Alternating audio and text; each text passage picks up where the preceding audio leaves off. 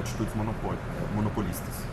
Bom, vamos lá. Para mim, esse preço público é só uma barreira artificial que o governo está criando para impedir a entrada de novas empresas e pessoas.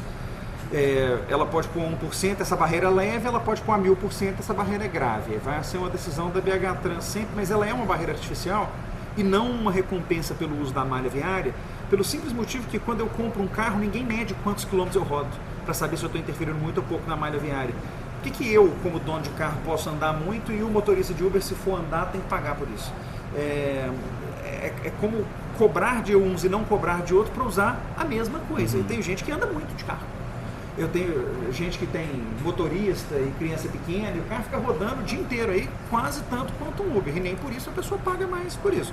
Aliás, de alguma forma paga, porque paga CID do combustível, que tem um impacto sobre os de infraestrutura. O IPVA, um pedaço dele vem para a cidade onde o veículo está registrado exatamente pela lógica de recompensar pela presença da frota na cidade. Mas eu não acho que esse preço seja nem capaz de indenizar, nem seja para isso que ele serve, porque eu não faço essa mesma medida com relação a outros veículos. Há cidades no mundo em que você mede deslocamento para fazer cobrança, aqueles pedágios de deslocamento, né? Na hora que a pessoa entra, ela pega um papelzinho, na hora que a pessoa sai, ela entrega o papelzinho, você vê quanto que ela percorreu e cobra dela pelo tanto que ela percorreu. Se a gente tivesse isso aqui no Brasil, faz sentido. Isso não existe no Brasil, não conheço nenhuma experiência no Brasil que a gente cobre de alguém alguma coisa pelo volume de deslocamento daquela pessoa numa estrada. E agora, a justificativa para esse preço é o uso da malha. Ônibus que usa a malha com a carga pesadíssima não tem esse tipo de preço? Mas o transporte é público coletivo. Bom, então tá, ônibus particular, escolar, usa a malha desse jeito e não paga esse preço? Por que esse tem? É uma barreira de entrada, é uma barreira comercial. Não querem o serviço, querem criar um problema para ele. Tá. Agora só duas últimas perguntas. Relacionado aos dados que essas empresas coletam e processam, sistematizam e usam a favor delas, né?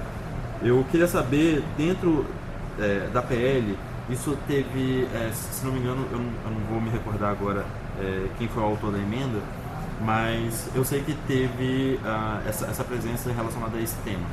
Eu queria saber do senhor, enquanto vereador, enquanto legislador do município de Belo Horizonte, o que o senhor pensa sobre o fornecimento dos dados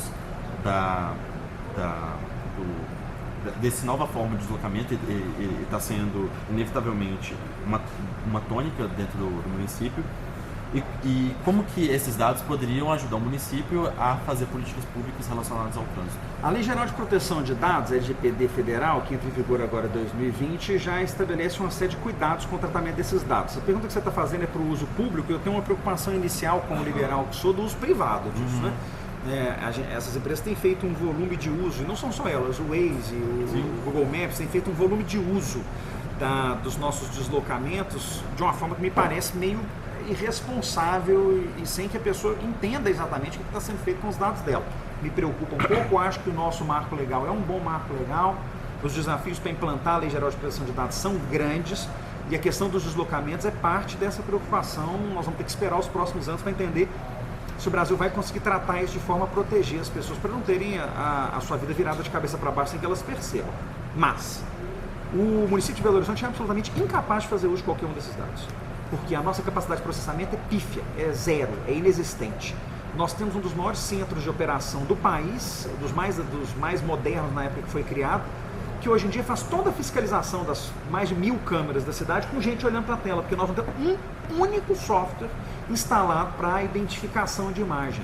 Nós não temos softwares de acompanhamento de tráfego dentro da cidade funcionando. Quem tem, as empresas de ônibus tem, as empresas de Uber tem. Nós não temos capacidade de processamento. Então, a tristeza nós poderíamos fazer uma lei para exigir a entrega desses dados?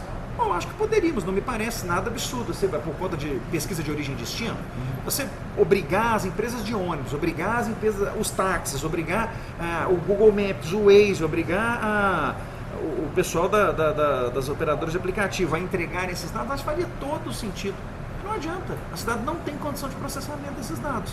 Então, no dia que a cidade estiver disposta a olhar para a tecnologia, a gente pode até pensar sobre isso. Não me parece um marco regulatório invasivo, é uma informação que já é coletada, economizaria muito para as nossas pesquisas de origem e destino, que são caríssimas e imprecisas, mas eu não vejo nenhuma possibilidade da prefeitura fazer uso disso hoje, porque ela ela é ridícula em capacidade de processamento de dados. Não dá a menor atenção para isso. Entendi. Não, perfeito. Agora a última pergunta. Eu não sei se o senhor já ouviu falar do termo que está sendo usado ultimamente, uberização, relacionado ao trabalho dos motoristas. Então, tem motoristas que trabalham 12 horas, 14 horas, 16 horas, e tem mecanismos no próprio aplicativo que indica uma submissão do motorista ao aplicativo, às empresas. Eu queria saber do senhor o que o senhor pensa sobre a precarização do trabalho relacionado ao trabalho dos motoristas. Aí a gente pode dar o nome de uberização. E o que o senhor pensa disso tudo? Se ele é apenas um prestador de serviço que não tem um menor vínculo empregatício, ou se ele é um trabalhador, digamos assim, de fato, empregado na empresa X. Aí eu não falo do ponto de vista jurídico, eu falo do ponto de vista prático mesmo. Vamos lá. Primeiro, precarizar pressupõe que eu estava num lugar melhor e a minha situação foi piorando e agora eu cheguei nesse lugar pior aqui. É um verbo de movimento. Não há precarização da condição de trabalho, porque essas pessoas estavam desempregadas, então elas tinham trabalho nenhum e agora elas têm algum trabalho. Esse trabalho não é o do sonho delas, provavelmente não. Elas estão trabalhando mais do que elas gostariam, provavelmente sim. Elas estão ganhando menos do que elas gostariam e acredito que deveriam ganhar. Também acredito que é verdade. Mas não é que elas saíram num lugar melhor e vieram piorando a vida delas, é que elas estavam sem emprego nenhum e agora elas têm uma alternativa de renda.